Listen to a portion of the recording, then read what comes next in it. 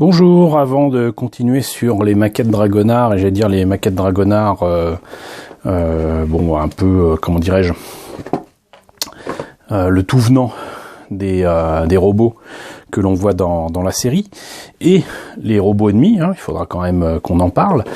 Je me suis dit que ça peut être amusant quand même de rappeler que faire des maquettes sur certaines séries, films, séries télé ou quoi, c'est aussi avoir les bons documents. Et avoir des documents qui permettent de s'y retrouver, d'avoir des références couleurs, des références photos, et de montrer aussi que dans les années 80 et 90, Bandai le fait encore maintenant, mais ça semble un petit peu plus exceptionnel avec Gundam Build Fighters et maintenant Gundam Build Divers, mais il faisait aussi des weapon sets, accessory set et compagnie, et voilà, je voulais vous présenter ça. Alors ce que je propose, c'est qu'on va commencer très certainement par le weapon set, puisque je vous ai déjà présenté quand même les 3 Dragonard dans leurs différentes formes, ça fait quand même un peu plus d'une dizaine de maquettes déjà, donc on va parler de ça, et ensuite on va voir donc ce superbe livre qui n'est pas d'époque, qui n'est pas de 1987, qui est beaucoup plus récent, je crois qu'il est des années 2000 quand c'était sorti en DVD, donc on va voir ça immédiatement. Alors ce weapon set, on l'aura deviné vu qu'il n'existe qu'une seule maquette au 1/100e du Dragonard, et en plus c'est le Dragonard Custom 1, est essentiellement réservé aux maquettes au 1/144. Ça peut rappeler d'ailleurs un petit peu les kits d'accessoires pour notamment Iron Blooded Orphans, puisque on y trouvera aussi des véhicules.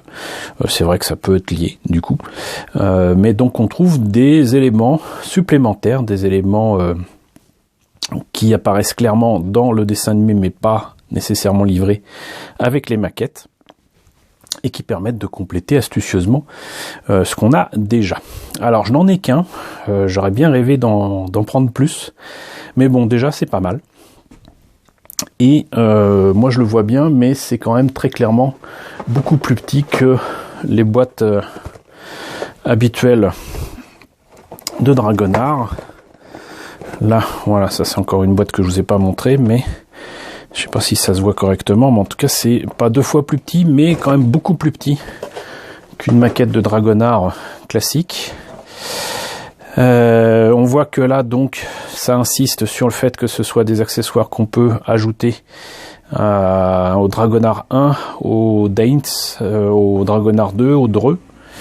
J'aime beaucoup le Dreux, faut absolument que je vous montre ce méca là qui change un petit peu de ce qu'on trouve actuellement et habituellement dans Dragonard. Et voilà donc les accessoires en question, donc des armes, des épées, des espèces de, je sais pas comment on pourrait appeler ça, des grenades peut-être, un véhicule qui ressemble à une moto, des lance-missiles, visiblement apparemment il y a des mains supplémentaires si je me trompe pas ici, et là encore des lance-missiles à mettre sur le Dragonard 2 notamment.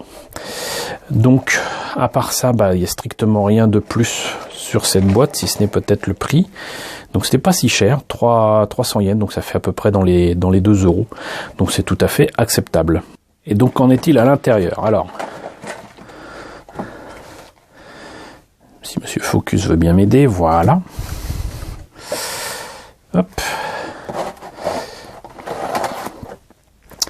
La notice en couleur, pas d'illustration cette fois-ci, mais donc retour sur ce qu'on peut ajouter du coup aux maquettes qu'on a déjà au départ. Apparemment donc une antenne supplémentaire, ici un lance-missile différent de celui qui est ici, chose comme ça, une espèce de flingue lance-missile assez étrange pour le Dreux. Moi ce que je préfère c'est quand même ce truc là ici, et ça qui était supposé être sur les comment dirais-je, les hanches du Dragonard 1, à moins que je confonde avec le custom, mais qui n'était pas nécessairement avec la maquette, ou du moins en pleine pièce dans la maquette elle-même. Donc visiblement effectivement il y a des mains supplémentaires et en plus articulées, c'est-à-dire que vous avez l'index qui est articulé pour mettre sur l'arme. Ici donc les lance-missiles, là d'autres lance-missiles différents à mettre sur le Daints, que j'ai failli appeler Denis.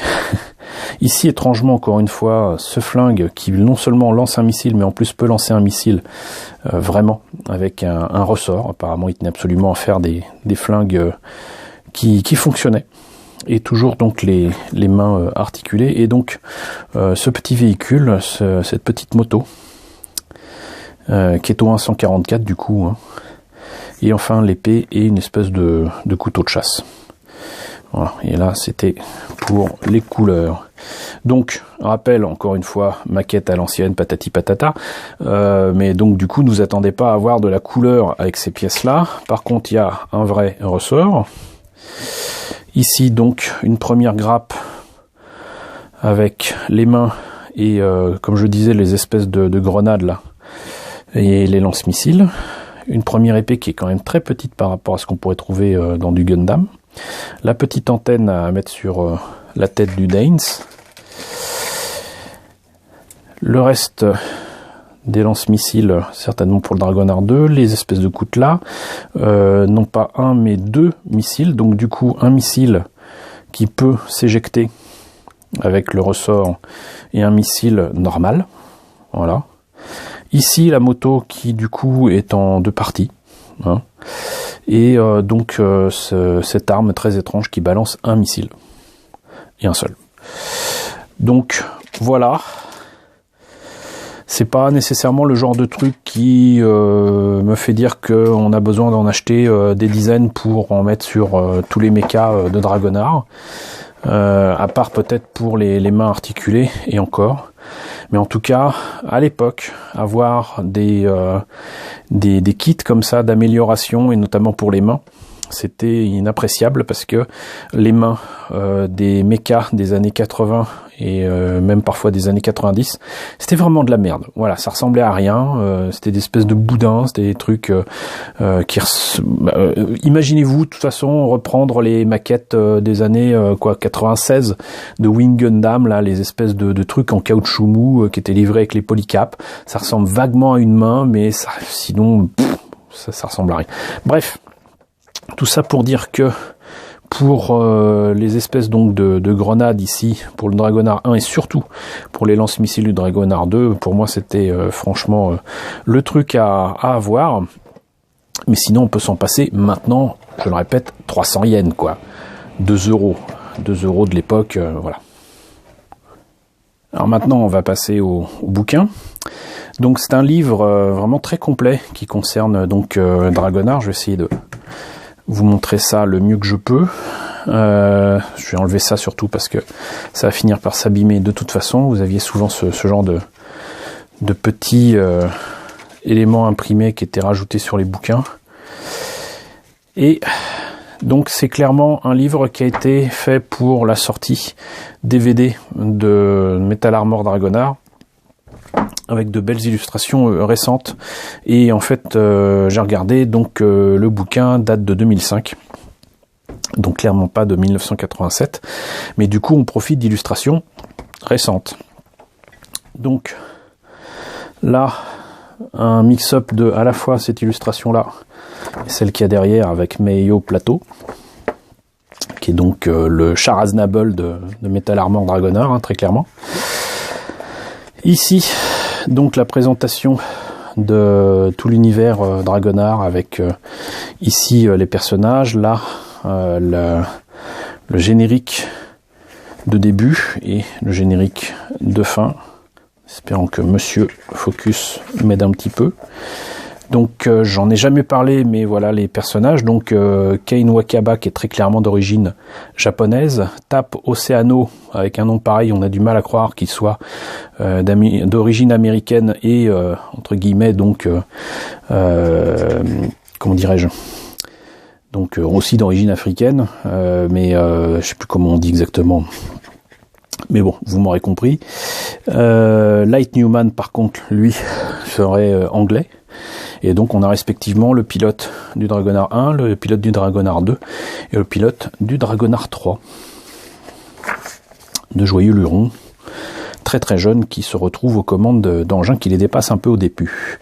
Linda Plateau, qui est en fait la sœur de Shara Aznable, de Mio Plateau, sinon c'est pas drôle. Rose Pattenton et Diane Lance, parce que bon, il faut des personnages féminins qui contrebalancent les personnages masculins apparemment dans cette série. Les adversaires avec Mio Plateau, qui est donc encore une fois, je le répète, l'équivalent de Shara Aznable sans le masque dans Dragonheart, qui est donc le frère de Linda. Ces comparses qui sont donc, ils ont des noms de fous, Welnar Fritz, Karl Gaynard et Dan Kruger, avec des noms pareils à consonance franchement teutonne. On n'imagine pas que ça puisse être autre chose que leurs adversaires. Mais bon, ici, d'autres adversaires plutôt à la Ken le Survivant, avec Gonjem, Min, Gol, Ganan, Jin, qui vraiment sont très inspirés Ken le Survivant, qui était de la même période, hein, mais qui ont quand même des mechas, et qui du coup, effectivement, ont des mechas du tout venant de je sais plus quel empire du mal entre guillemets qu'il y a dans cette série, qu'ils ont customisé et qui sont très très différents. D'ailleurs, lui a une espèce de mecha géant qui fait très très samouraï avec une grosse épée. Et donc sinon, une fois qu'on a passé tout ça, on passe au mecha. Ici donc avec Dragonheart 1, les options qu'on n'a pas eu en maquette ici, mais qu'on a eu ensuite en garage kit et en jouet. Il n'y a pas très longtemps, Dragonheart 2, Dragonheart 3, il y a à peine une page pour Dragonheart 3, c'est un peu la honte. Le Dragoon, le Folgen, le Gelf. Donc on voit qu'il y a très clairement une affiliation entre les deux, mais celui-là est quand même assez différent. Le Danes, le Geway, le Dreux, le Schvalks, le Dawson. Donc encore une fois, ça fait très teuton dans les sonorités. Et tout ça, si, je crois celui-là, je l'ai. Mais je les ai en maquette, donc je vous montrerai ce que ça donne. Le Zuai n'existe pas en maquette d'après moi. Celui-là donc n'existe pas, celui-là non plus, celui-là non plus, celui-là oui. Il existe, c'était assez rigolo. Le Dawson aussi, avec son espèce de moto là. Et ça c'est encore le Gilgazamune, qui est une espèce de méca énorme, beaucoup plus grand que les mécas habituels, et qui là pour le coup est franchement inspiré samouraï. Les documents qui étaient sortis à l'époque, les maquettes, les laserdiscs étaient magnifiques. Regardez-moi cette superbe illustration ici là. Ça, franchement, ça c'était non, peut-être même du DVD, apparemment DVD, mais certainement de taille, je dirais quand même, franchement, laserdisc, hein, vu la taille du truc là. Mais si c'était ça qu'il y avait sur les boîtiers DVD, ça envoie du lourd, hein, par rapport à la qualité de la série d'origine. Alors, ne me faites pas dire ce que je n'ai pas dit, la série est très bien, mais on n'a pas ce genre d'image dans la série, hein, très clairement. Donc, les layouts, les dessins en noir et blanc, trait de contour, avec tous les personnages qui n'ont pas été cités et montrés en couleur. Ici, donc, le mecha design. Il doit certainement être précisé qui c'est qui a travaillé dessus. Il me semble que c'est celui qui a travaillé sur les mecha design de Gundam et tout ça, mais j'en suis plus très sûr. Mais il me semble que c'est ça. Donc, plein de beaux dessins, y compris pour les vaisseaux, les bases stellaires, les colonies.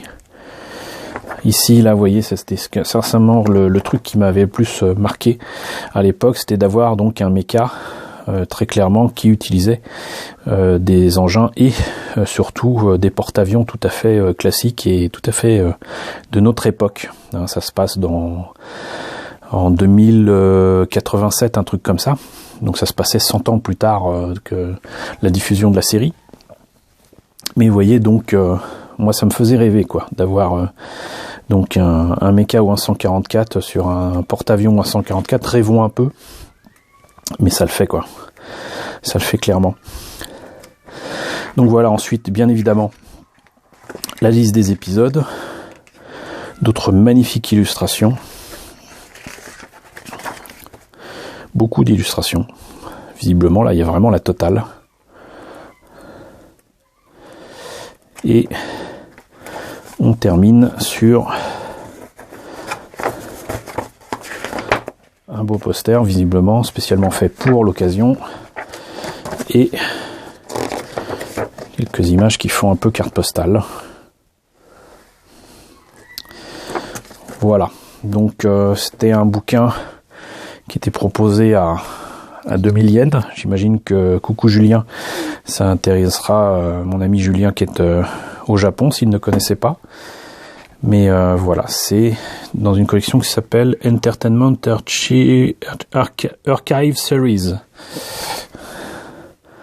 Et c'était le numéro 1, il y en a peut-être eu d'autres. Du coup. Donc, voilà. Avec ce genre de choses, bah du coup, on a des jolies illustrations et du matériel qui permet de faire, par exemple, je sais pas moi, un diorama qui correspond à une scène particulière de la série. On sait où on met les pieds.